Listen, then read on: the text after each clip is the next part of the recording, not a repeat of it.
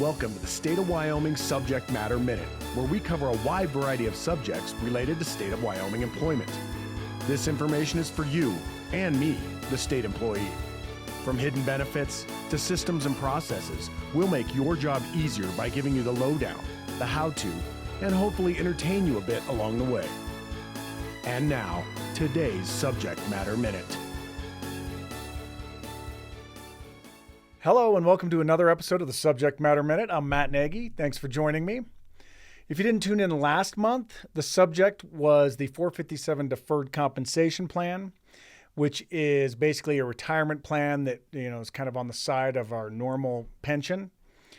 I got the information from Polly Scott from the Wyoming Retirement System, and in the end, the bottom line is the state will match $20 with $20. So get in there with $20 so you get an extra free $20. All right. So before we get started with this month's subject or topic, I want to talk a little bit more about me, I guess.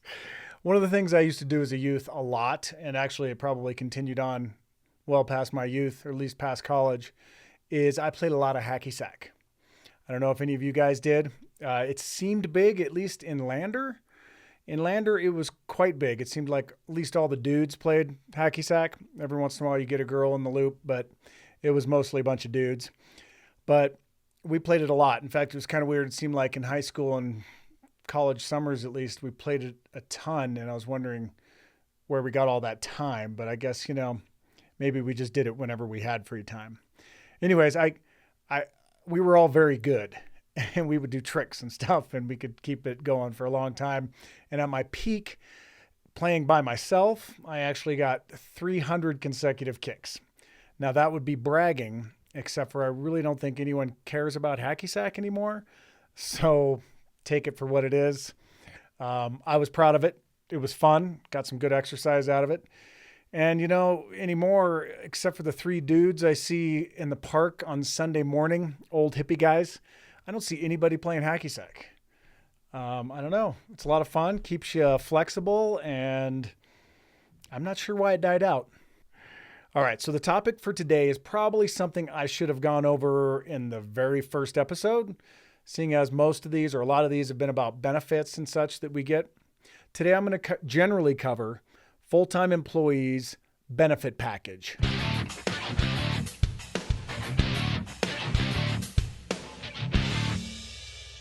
Okay, so let's talk about our general benefit package, the thing that kind of made you truly decide to take the job, right? Am I right? Typically, pay is a little bit lower, but the benefit package is amazing. First of all, you can find all of this on the A&I website. I got to say that hopefully within about 4 months, the website's going to be different because we are redesigning it right now. But right now it's in the spot, and I'm going to show you where it is. If you look down below, you'll see the address. But I'm going to go through the list that they have on there, okay? And down the road, it'll still be on A&I's website, somewhere, under human resources, or like it is now under employee resources and benefits, okay? So you can search for it in the future. All right, so first of all, it's funny because the first thing they have listed on there is wages. I don't think we consider that a benefit so much as a standard. I mean, we better get paid. All right. So we're going to skip that. In my opinion, the top two benefits we get as state employees are the healthcare and the annual leave or the vacation days.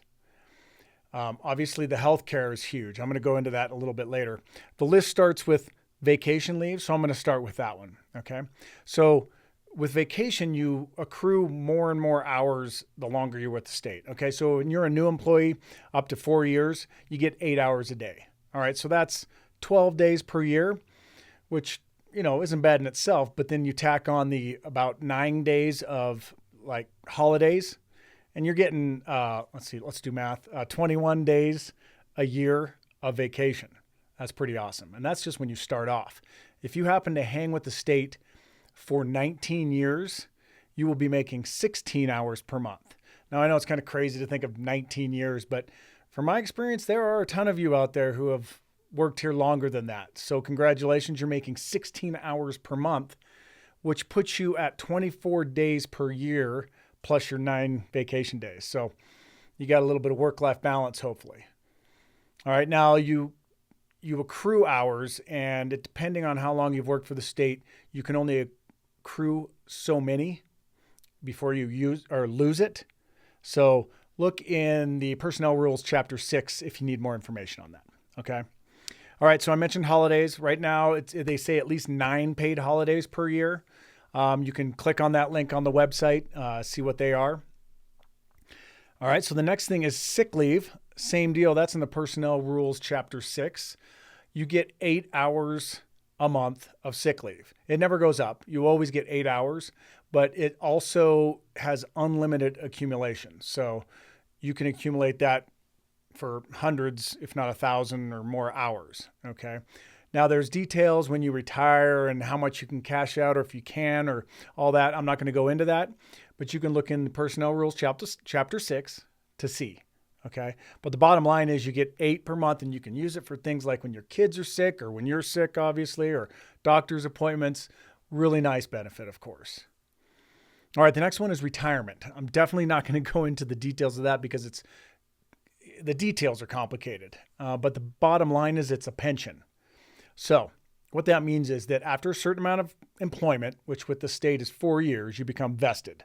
Okay. So that means that when you reach retirement age, whatever that might be, whatever the state of Wyoming considers the amount of years you worked plus your age to be a retirement age, when you reach that, you will get paid for the rest of your life a percentage of your best years as an employee. So your top 3 or your top 5 years pay averaged, you'll get a percentage of that. That's a pension. That's what we get. Not many places give pensions anymore, so that's a huge benefit, I believe. All right, so the next one we talked about last episode on episode 11, deferred compensation. That's just another retirement plan that you can use. This is not really a benefit, except they will match $20. Like I mentioned earlier, get $20 going in there so you can get that $20. The next one is health insurance. This is a big one. Sometimes I hear grumblings about like our coverage or how much it costs, and I just can't believe it. It kind of blows my mind because I was in the private market for years, and basically what we would do is we would stick with a company until it got outrageous, and then we would switch companies, which of course only works if you don't have a pre-existing condition. So you can only play that game for so long. It's really expensive out there, and ours is inexpensive. Now it depends on your deductible, but the standard rules apply. You have certain deductibles, you pay more, you pay less. But in my opinion, this is a really good benefit. All right. So the next one on their list is life insurance. Now this one I don't consider a benefit because they're not paying for it at all. You can get reasonably priced life insurance through them. But again, it's on top. You're just paying for it. So we're going to skip that one. All right. Next one is dental coverage. Now, dental coverage you got to pay for as well. However, if you have health insurance, which I don't know why you wouldn't through the state, you have to have the preventive dental. So it's added on. You pay a little bit for it, and it's not bad, but that gives you the preventive coverage. You also have the option of getting optional coverage, which would cover things like crowns and things like that. But that's an add-on. That's something that's not really a benefit. You got to pay for it. All right, so the next thing is the flexible spending accounts. Now, let's see. We covered that one in episodes 6 and 7 if you need more details. But basically, it allows you to take out money pre-tax, reduces your taxable income to pay for things like health-related things and daycare. Okay, so it's a good benefit in that it reduces your taxable income. Okay. All right, the next one is longevity pay, which is truly a benefit and is the whole reason I got into doing this subject matter minute. That was episode number 1 if you need details on it. But the bottom line is every 5 years, you get an extra $40 per month to your pay. So at 5 years, you get 40, 10 years, you get 80, 15 years, you get 120, right? And so on. So that's a true benefit. They just give you a little bit of extra money for sticking around. All right. So now another one is The state is open to alternative work schedules. They have this as one of the benefits, and it is if you have a job where that can work, right? Not everyone can do that. But if you are in a situation where that might work, talk to your supervisor. And finally, there's one more. You can do automatic payroll deposit. And that's something I do for sure. It's handy. You get paid at 12:01 a.m. on the day of payday, so you get it as early as you possibly can, right? All right, so that's just a general overview of what full-time employees get for their benefit package. It's pretty sweet. Sometimes we get paid a little bit less because they consider these benefits to be pretty good pay. And you know what? Honestly, the healthcare is substantial pay. It blows my mind when I look at how much the state pays for my family for our health insurance. I believe it's like $1,700 a month, and I pay like $300 or whatever. That's a big chunk change every month, going to somebody else, Anyways, I hope that's helpful. Again, you can find the links down below to any of this information and to the previous episodes that cover the individual items. And we'll continue covering things. We'll hit healthcare. We'll hit the retirement pension at some point. All right. Well, thanks for hanging in there, and we'll see you next time on the Subject Matter Minute.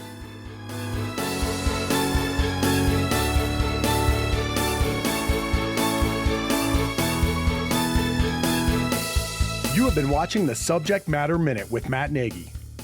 Please help us out by subscribing. And join us next month when we'll cover another topic of interest for all State of Wyoming employees. Again, thank you for joining us on the Subject Matter Minute.